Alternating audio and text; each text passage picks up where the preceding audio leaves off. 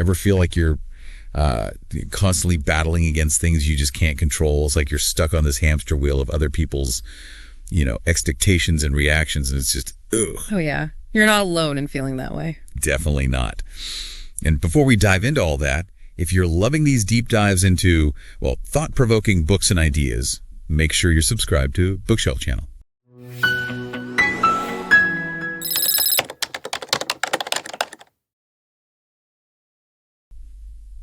Okay, so today we're taking Mel Robbins' The Let Them Theory for a spin. It's a practical guide to, just letting go of that need to control everything and everyone around us. It's a fascinating book. What's really interesting is that it tackles this really universal human struggle, which is our deep-seated need for control. And Mel Robbins argues that while this need, it's hardwired, like think about our survival instincts, right? But she argues that it often backfires, especially in our modern, hyper-connected world. Okay, so how does letting them actually work? I mean, does it mean becoming a doormat? No, not at all. It's not about being passive. It's more about recognizing what we can and cannot control. She uses a really powerful analogy in the book, the seesaw. She says, imagine the power dynamic in a relationship as a seesaw. Our reactions to the other person's actions, that's what tips the scales. Okay, so if I'm like constantly reacting with anger or frustration, I'm basically giving them all the power. Exactly. You're basically weighing yourself down on that seesaw. But when we choose, intentional positive responses, we stay balanced and we maintain our own power. It's about recognizing that we always have a choice in how we respond, even when things feel out of control. This reminds me of that story she tells about her son's prom night. It's a perfect example of accepting chaos and choosing humor over stress. She had this whole picture perfect plan, but of course prom night rarely goes as planned, right? Right. Last minute tux hunt, corsage, drama, and then to top it off, pouring rain. And the kids hadn't made dinner reservations because, of course, prom night is already stressful enough. So what do they end up doing? They all pile into this tiny taco shop dressed to the nines in the pouring rain. Oh, I can just imagine her initial reaction. But instead of panicking, she hands her son some cash, tells him to have a great time, and lets them go. Rain-soaked clothes and all. And that's a great example of, I think, the let them philosophy in action. It's accepting that we can't control everything. And sometimes, the best memories are made when we embrace the unexpected. Totally. It's a great reminder that we don't have to orchestrate every little detail to have a good time. Sometimes the most fun happens when we just let go of the reins a little. Exactly. And she doesn't just talk the talk, she walks the walk. Remember when she hesitated to share the 5-second rule for years? Because she didn't feel qualified. Right. She was afraid of judgment, worried about what people would think. She even admits, that she put off promoting her speaking career on social media for 2 years because of this fear. And this is something that comes up quite often in the book, this fear of judgment. She says, I've realized the world is full of people who have opinions, but the only ones that matter are yours. That is so relatable. I think we all have those moments where we let those imagined judgments hold us back. Absolutely. And she highlights how this often stems from, a fear of rejection, this deep-seated belief that we're not good enough. But as she puts it, what other people think of you is none of your business. I love that. And what's even more fascinating is that the moment she finally decided to just let them think what they think and share her story anyway, it became one of the most watched TEDx talks of all time. It's like she unlocked this ripple effect, just inspiring millions by simply embracing her authentic self. And this idea of embracing authenticity is a major theme throughout the Let Them theory. So it's not just about letting go of the need to control others. It's also about letting go of that internal critic, that voice that tells us we're not enough. Precisely. And that's where the let me part of the equation comes in. It's about taking ownership of our lives, setting boundaries, making choices that align with our values, regardless of what others might think. And I think this quote from the book really captures this. Let them be them so you can finally let me be me. Powerful statement, right? About self-acceptance and liberation. Letting go of the need to control others frees us up to focus on what truly matters. Our own growth, our own joy, our own unique path. This makes me think about that whole airport story. Being trapped on a plane with someone just hacking away. That's stressful enough. Yeah. But she was heading to a speaking event. Imagine the pressure of potentially losing your voice right before this big presentation. Right. And she describes this moment as a classic example of our stress response taking over. We get so caught up in the fear and the what ifs that we lose our ability to think clearly, and make rational decisions. So how does let them help in these moments? Well, first, it's about recognizing that stress response. She quotes Dr. Aditi Nerurkar, who says, "Stress is emotional discomfort you feel when your nervous system is triggered because your brain perceives a threat."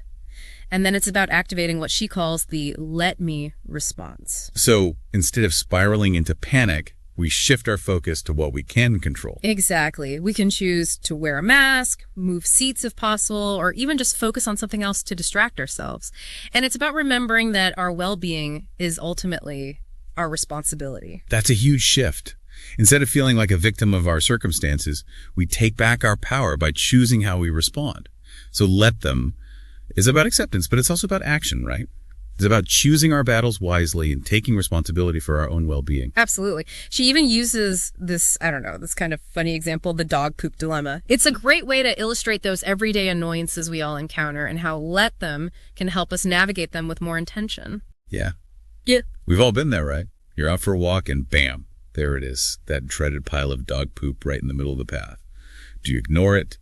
Clean it up, try to track down the culprit. What do you do? Exactly. And she emphasizes that there's no right or wrong answer. It's about making a conscious choice based on, how important the issue is to you, your energy levels in that moment, and what feels most empowering to you. So sometimes let them means letting it go, and other times it means taking a stand, even if it's uncomfortable. Exactly. It's about choosing the response that aligns with your values and your overall well-being. And speaking of uncomfortable, one of the most challenging applications of let them, I think, is in the realm of politics. Mel acknowledges how, polarized and stressful the current political climate is. Yeah, it feels like every conversation has the potential to become a battlefield. Exhausting. Totally. And she argues that, trying to change someone's deeply held political beliefs, it's often futile and it can even damage relationships.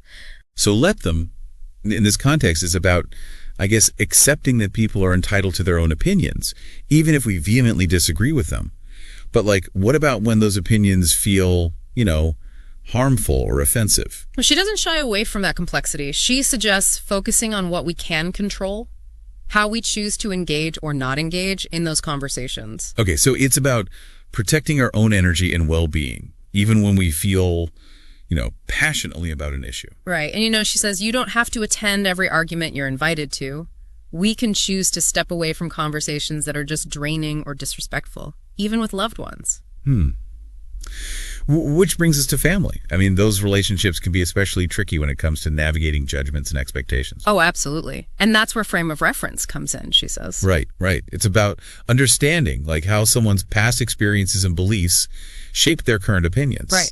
Exactly. It's about putting ourselves in their shoes, even if we don't agree with them. This doesn't mean condoning hurtful behavior, but understanding where it's coming from. And Mel shares this great story about her own experience with this. It involves her husband, Chris, and her mother. Oh, is this the one where her mother wasn't exactly thrilled about the marriage? Yes. Her mom flat out told her, "I would never have picked him for you." And she even refused to be excited about the wedding. Ouch. That must have been so painful. It was. And that tension lingered for years. But what's interesting is how she uses frame of reference to understand her mother's reaction. Okay, so it wasn't really about Chris personally. Right. She realized her mom was actually afraid of losing her. Chris was from the East Coast, and, marrying him meant Mel would likely settle, far away from her family. So it was coming from a place of love, even if it was expressed in, a hurtful way. Exactly. And understanding that frame of reference allowed Mel to detach from the hurt and see the situation with more compassion.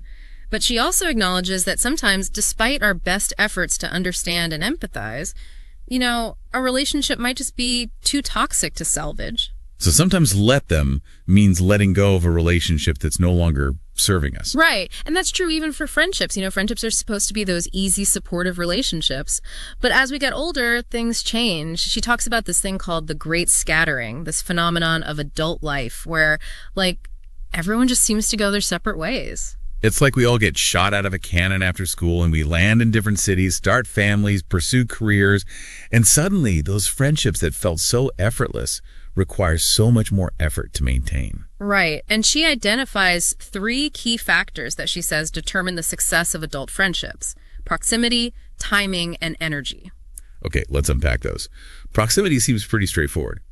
It's about physical closeness, like how often we actually see each other. Yeah, and research shows it takes about 200 hours of shared time to form a close friendship. And that's a lot harder to achieve when we're all juggling work and family and all the other demands of adult life. Right, that makes sense. What about timing? How does that play a role? Well, timing is about being in sync with each other's life stages and priorities, she says. Like, a new parent might not have much in common with their single friend who's still, all about that social life. And Mel shares a story about how this played out in her own life when her career, like as a motivational speaker, really took off. Yeah, I'm guessing her friends weren't exactly jet-setting around the world, giving speeches to thousands of people. Exactly. And she admits that she felt resentful and excluded, but eventually she realized that clinging to those expectations of constant inclusion, it was just causing her pain. So sometimes let them means accepting that friendships change. And that doesn't mean they're over. It just means they're evolving. It's about recognizing that not all friendships are meant to last forever, and that's okay. Okay, so what about energy? Well, energy is about the vibe we bring to the table. Are we showing up with positivity and enthusiasm, or are we dragging everyone down with negativity and drama? So it's not just about making time for friends. It's also about being mindful of how we show up in those relationships. Exactly. Mel emphasizes that our energy is contagious. If we're constantly complaining or gossiping, we're likely to repel people. But if we radiate positivity and genuine interest, we become magnets for connection. So let them, when it comes to friendships, it's about accepting change, being mindful of our energy and taking initiative. No more sitting around waiting for invitations. Right. It's about reaching out, making plans, being the one to say hello. Even small interactions can plant the seeds for a deeper connection. She even suggests, giving it a year when you're trying to build new friendships in a new place. A whole year? Yeah. She emphasizes that meaningful connections take time. It's about shifting from that scarcity mindset of, I'll never find my people, to an abundance mindset of, there are so many amazing people out there waiting to be connected with. That's a really empowering shift. But what about when it's not us making the first move, but feeling like our friends aren't reciprocating the effort? That's a valid point. And she suggests that sometimes those energy mismatches, they're a sign that it's time to reevaluate the friendship. So let them might mean letting go of a friendship that's no longer serving us.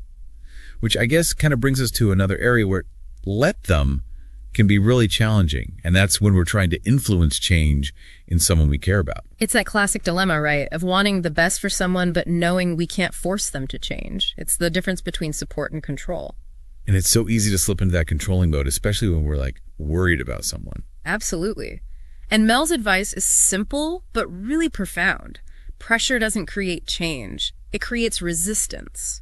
Ouch, that's so true. The more we push, the more they just dig in their heels. Right. And so she advocates for influence instead of pressure. She uses the term social contagion, the idea that behavior is contagious. Think of that coworker, who inspires you to take walks at lunch. It's we're subtly nudging someone in a positive direction by modeling the behavior we want to see. Exactly. And she offers this practical framework for doing this called the ABC loop. Stands for apologize, back off, and celebrate. I love a good acronym. Break it down. Okay, so the apologize step is about taking responsibility for any past pressure or judgment we've put on the other person. We acknowledge that our approach might not have been helpful. So it's about clearing the air and resetting the dynamic. What about back off? That's about giving them space. We resist the urge to control or micromanage, and we trust that they'll make the best decision for themselves. Okay, so that's the let them part in action, and then celebrate. We acknowledge and celebrate any progress they make, no matter how small. This isn't about being fake. It's about creating a positive feedback loop that encourages them to keep moving forward. I like it. The ABC loop. Definitely adding that to my toolkit. But what about those situations where someone's behavior is truly destructive? Like addiction or mental health struggles. Can we really just let them in those cases? That's a tough one. And she doesn't pretend to have all the answers there. She acknowledges that there are limits to let them, especially when someone's safety or well-being is at stake. It's not about condoning harmful behavior or enabling someone to continue down a destructive path. So what's the alternative? Well, she talks about the difference between enabling and empowering.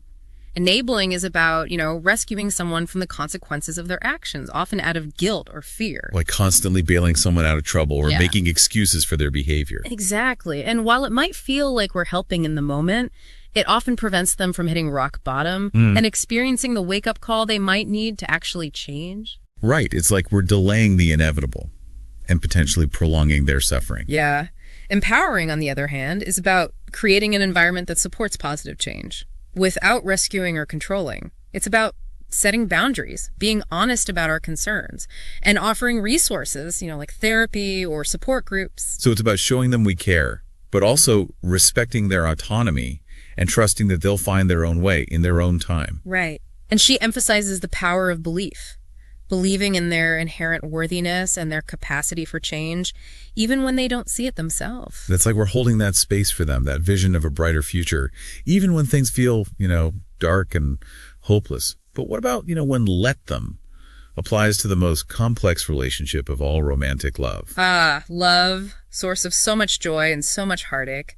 And Mel argues that our need for control often sabotages love. Okay, so is let them in this context about playing hard to get or pretending we don't care? No, not at all. It's about letting go of the fantasy and embracing the reality of someone's actions. She reminds us that actions speak louder than words, especially in love. She says, if they like you, you'll know. If they don't, you'll be confused. Simple but powerful truth. Yeah. She encourages us to pay attention to how someone treats us, not just what they say, and to be honest with ourselves about whether their actions align with what we truly deserve. It's about choosing self-respect over settling for less than we're worth. Exactly. And this applies to all stages of a relationship, from the early days of dating to long-term partnerships. Okay, so how does let them help us navigate, the often confusing world of dating? Well, it's about recognizing those red flags early on and not making excuses for bad behavior. She encourages us to ask ourselves, would I accept this treatment from a friend? If the answer is no, then it's a sign that we might need to let them go, even if it's painful. Trust our gut and not cling to a fantasy. Right. And when it comes to committed relationships, she talks about the deal breaker decision. This is when we're faced with, a fundamental incompatibility or an issue that keeps causing conflict. And we have to decide whether to accept the situation as it is or to walk away. So it's about being honest with ourselves about what we're willing to tolerate, what's truly non-negotiable. Right. And she offers this powerful question to help us make that decision.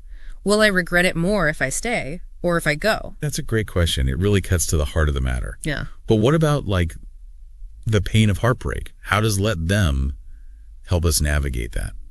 Well, she emphasizes the importance of no contact for at least 30 days. She says, give yourself permission to be the most important person in your life for a little while and, removing environmental triggers like photos and things and filling our lives with activities that bring us joy. So giving ourselves space and time to heal. Exactly. And remembering that, time doesn't necessarily heal all wounds, but what we do with that time, that's what does. Okay, which brings us to, I guess, the most important relationship of all, the one we have with ourselves. And this is where let them meet self-love. It's about releasing those self-imposed judgments and expectations that keep us from fully embracing who we are.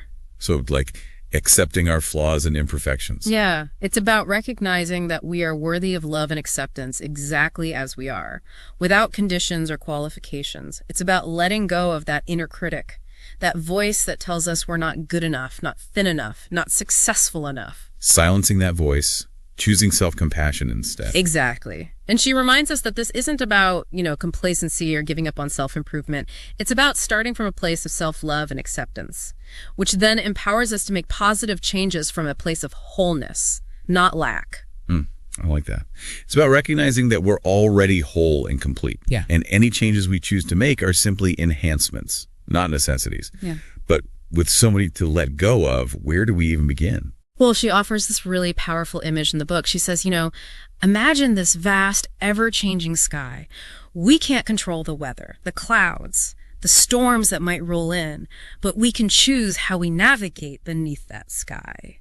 So it's about accepting that, Life is going to throw us curveballs, but we have the power to choose how we respond. Precisely. We choose whether to get drenched in the rain or to find shelter and wait for the storm to pass. We choose whether to let the wind knock us down or to adjust our sails and keep moving forward. It's like a metaphor for life, right? Right. We can't control the external circumstances, but we can control our internal state and our reactions. Exactly. And she sums this up so beautifully. She says, you decide how it will affect you. You decide if a comment from a loved one destroys your self-esteem or rolls off your back. You decide if all the bad dates you've been on cause you to lower your standards or become even more discerning. You decide if someone else's success makes you quit or inspires you to work even harder. Wow, that's a lot to unpack. It sounds like let them is, like a pretty radical approach to life. Is it about becoming indifferent? Like we don't care about anything? No, not at all. In fact, she stresses that it's often the people we care about the most who trigger those let them moments.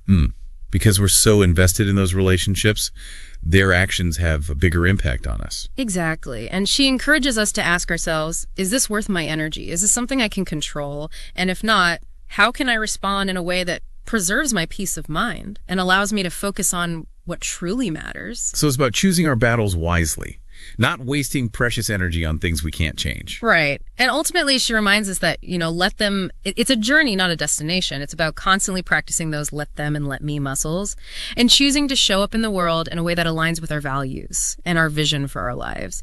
And ultimately, she says, let them be them so you can finally let me be me. Powerful stuff. The let them theory isn't just about letting go.